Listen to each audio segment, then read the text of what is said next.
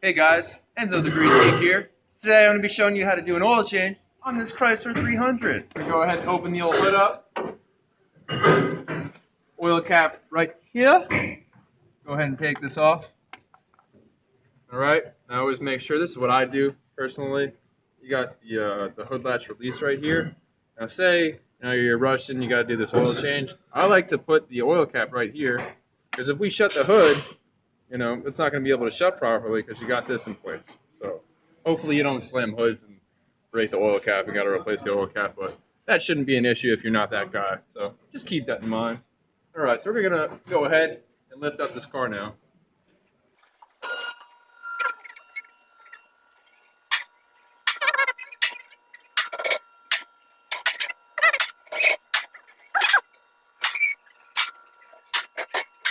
All right, boys and girls.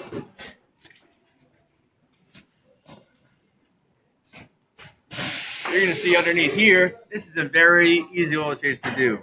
Drain plug right here. Now it's funny because I can't tell actually right now if it's a 13 or a 12 mil. I'm pretty sure it's just a 13 mil, but I have come across some vehicles where they're 10 millimeter drain plugs, and it's kind of weird. I think it was a Chevy. I could be wrong though. I think it was. Anyway, drain plug. Oil filter. So easy. So easy.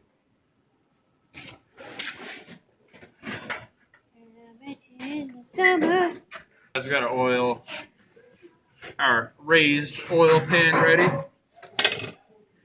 Got the drain plug right here. So go ahead, test fit before you put your socket on your ratchet and waste time. Make sure it's 13. And in this case, it's a 13. So we got 13 millimeter. This is a Harbor Freight. That's why it's color coded. They do sell regular non-color coded ones, but I happen to buy the color coded one. Why is that? I like colors. I don't know what to tell you. Anyway, I got my ratchet extended.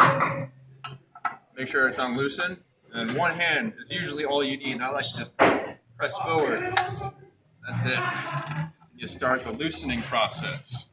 You want to get your oil caddy or drain pan into place. While doing so, just little by little, you're going to come out. And then eventually, you take this off and start doing it by hand. Not all the time, because sometimes they like to come out.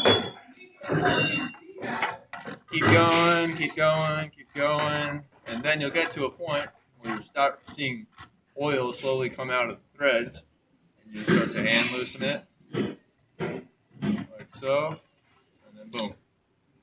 That oil is. So sorry guys, camera just died, but hopefully you got me moving the drain plug. So, you got the drain plug right here. Some people like to remove the oil filter while the plug is off. Personally, it doesn't really matter. I'm just going to go ahead and put it back on. So, go ahead, get it nice and straight.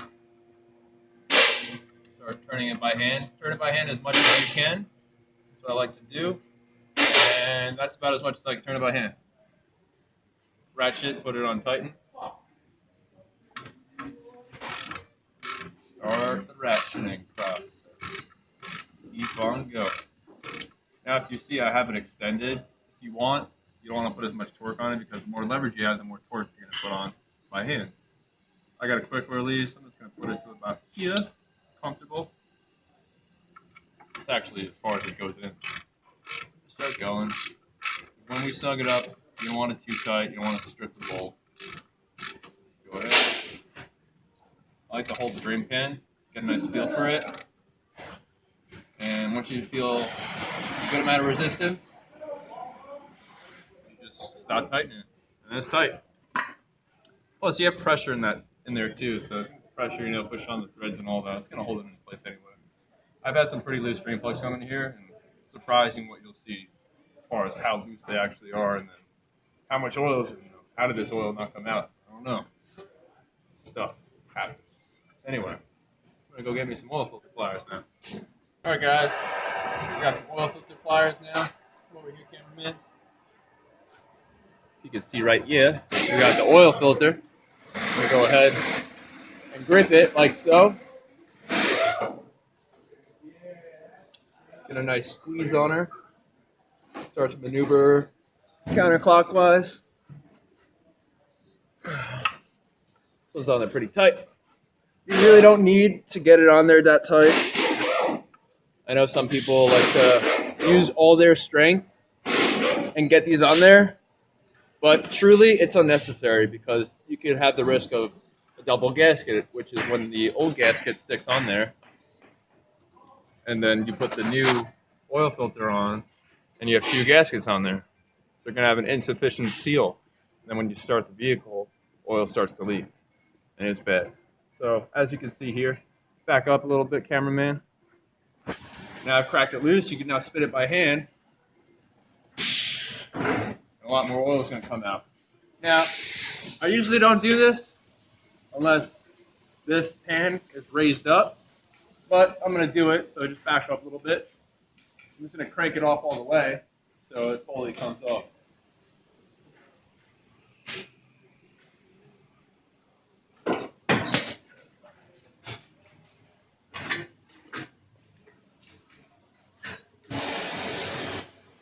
And now,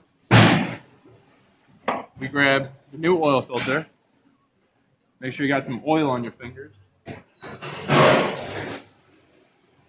You can even take oil off the old housing. Start putting oil on like so. Start putting oil on there. Dump the old oil out of the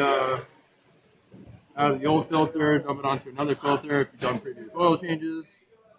Might help you out a little bit. Now it doesn't matter if the oil that you're putting on the gasket is dirty or it's clean. It's not necessarily going to be absorbed back into the oil that's in there. It's going to be refreshed in there. But it's only going to be a little bit of oil if it is dirty. So nothing to worry about. It's just going on the gasket. Plus most of the oil on here falls off here anyway. That's why I say there is too little, there's never too much, because as much oil as you're going to put on here, it's just going to fall off anyway. Take it like so, cameraman. Cameraman. You see here, that's the housing. We're going to take this.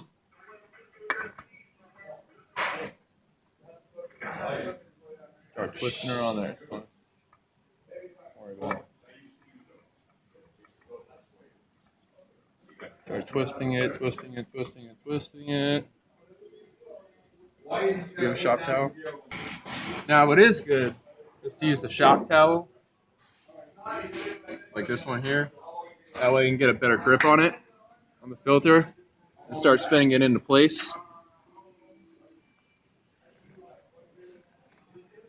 Little by little, you see I'm only using one hand. Get it fairly tight, and you're good to go. She's ready to be dropped. Clean a little bit of oil you got on the pan. You know, because as it heats up, it could make a burnt oil smell, and you don't want the customer to not know what's going on and have to worry about any kind of smell. We're going to lower the vehicle down.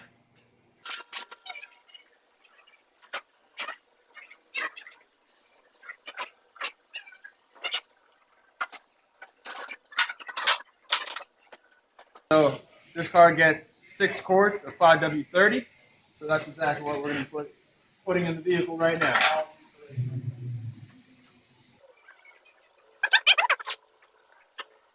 Got your funnel there. Get your 6 quarts of oil ready. Start the pouring process.